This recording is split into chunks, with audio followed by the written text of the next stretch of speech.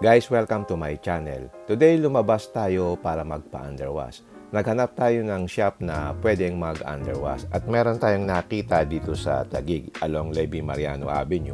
Ang pangalan niya is yung Cartec. Normally, nagpapa-underwash ako once a year lang kasi hindi mo naman kailangan na magpa-underwash palagi.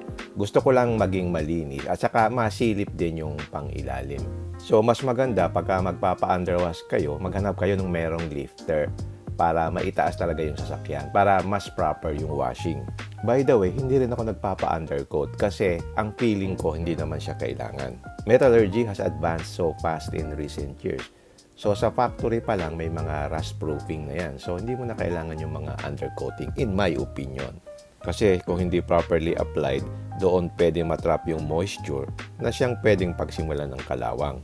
So, halika, samahan nyo ko at i-share ko sa inyo ang aking underwash.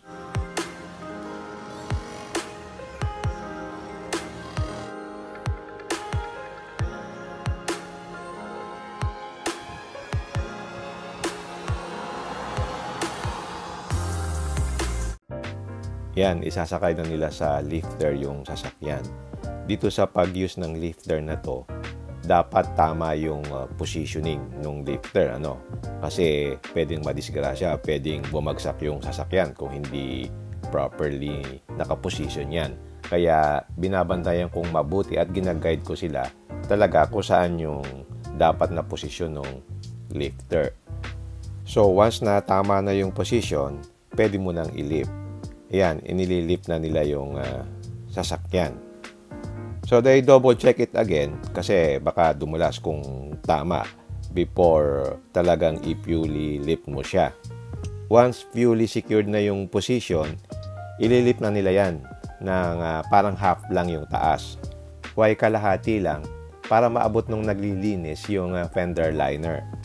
Kasi yun ang una nilang lilinisin. So, yan, nakaset na yung tamang height. Check natin kung ano yung kondisyon ng ilalim. Yung fender liner medyo malinis pa kasi alaga naman sa linis ng anak ko yan. And then, dito sa ilalim, makita mo, madumi ng konti. Pero hindi naman ganung kadumi kasi hindi ko naman siya naidadaan talaga sa mga maputik na lugar. So, kumbaga sa tao, para magpapaspa lang ito. So, kukuskusin natin ng konti yung ilalim para mas maganda. As a car owner, parang feel good lang ba? Kasi tayo mga Pinoy, mahilig tayong maglinis Sa ibang bansa, hindi naman nililinis masyado Imagine itong ilalim, lilinisin mo pa. But that's the way it is. Yun ang psychology ng mga Pinoy.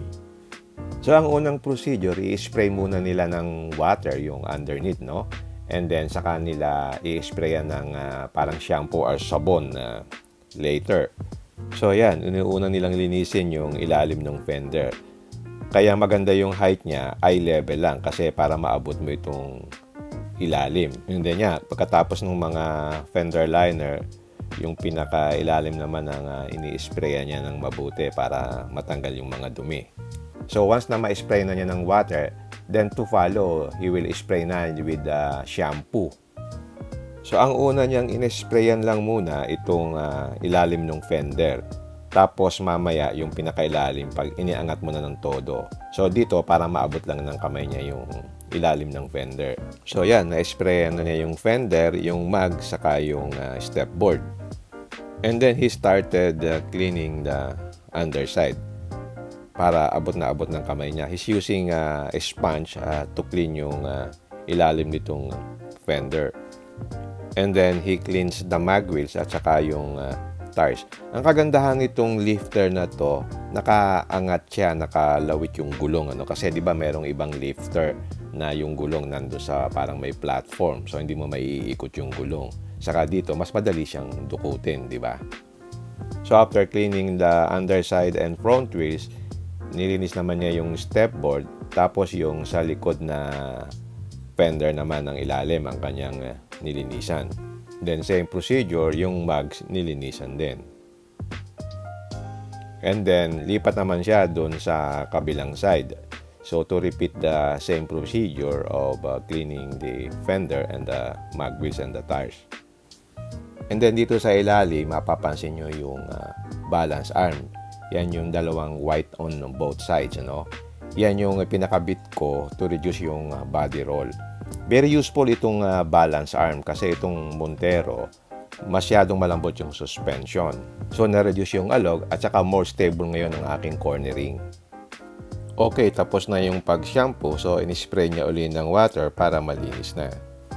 So, yan. Nice and clean na ang underside ng fender at saka yung mag wheels. After na malinisan yung ilalim ng fenders, tinataas nila pulley para makapasok yung tao sa ilalim para mas malinisan na yung ilalim talaga. So, dyan, meron ka ng pagkakataon na masilip din yung pangilalim kung ano yung kondisyon ng pangilalim mo. So, double purpose din. So, ang ginagawa nila, ini-sprayan muna nila ng tubig para matanggal yung mga initial na dumi bago niya isprayan uli ng shampoo. This is also my time to inspect yung pangilalim ko. Makita ko, maganda pa naman yung ilalim niya. Walang mga kalawang. May mga counting dirt lang. So, matatanggal yan mamaya kapag kinuskos na niya. So, yan ang itsura ng kanyang under chassis ngayon. Okay, spray uli ng water bago spray ng shampoo mamaya. So, tamang-tama lang yung pressure ng water. Hindi rin naman maganda yung sobrang lakas ng pressure. And then, chinek ko din yung balance arm ko kung lumuluwag ba o hindi. So, regular chinecheck ko yan kasi minsan baka lumuluwag yan. So, dito napansin ko okay pa naman. Walang lumuluwag dito sa aking balance arm. And then yung tambucho ko okay pa naman. After that, inispray na niya ng shampoo yung pangilalim. So, inispray niya yung buo bago niya kuskusin ng kanyang sponge.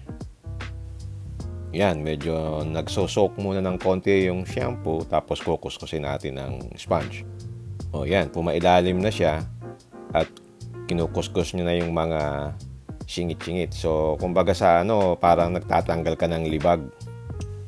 Kailangan matyaga din yung naglilinis para maabot niya yung mga sulok-sulok ng ilalim para malinis mabuti. So, kung medyo OC ka, tingnan mo rin kung nagagawa ba niyang mabuti yung paglilinis niya. So, after na makuskus niya na yung ilalim lahat-lahat, nag-i-spray na siya ng water para malinis na talaga. So, after ma-spray na niya ng water, yan na yung final look. So, malinis na. Ganyan na ang itsura niya. Yan. So, kitang-kita mo na malinis na yung ilalim, even yung reserba na gulong. So, happy na ako sa result. So, lumabas na yung talagang metal na original na paint niya nung bagong labas siya sa kasa. So, parang bagong-bago na yung ilalim. So, sa cost nga pala, ang cost nga pala nito is 600 pesos. So, to me, sulit na yung 600 pesos kasi maayos naman yung pagkakagawa eh. So, sa iba kasi mga 800 pesos yan. Pero siguro, baka may makakuha kayong mas mura, mas okay yun kung if you can get it under 600 pesos. Okay, tapos na. So, I hope nakapag-share ako sa inyo on how to do a proper underwash. So, yan, palabas na ako. Ang feeling ko parang mas magaan siyang itakbo. Psychological lang yun ha. Okay. If you like this video, don't forget to like, share, and subscribe.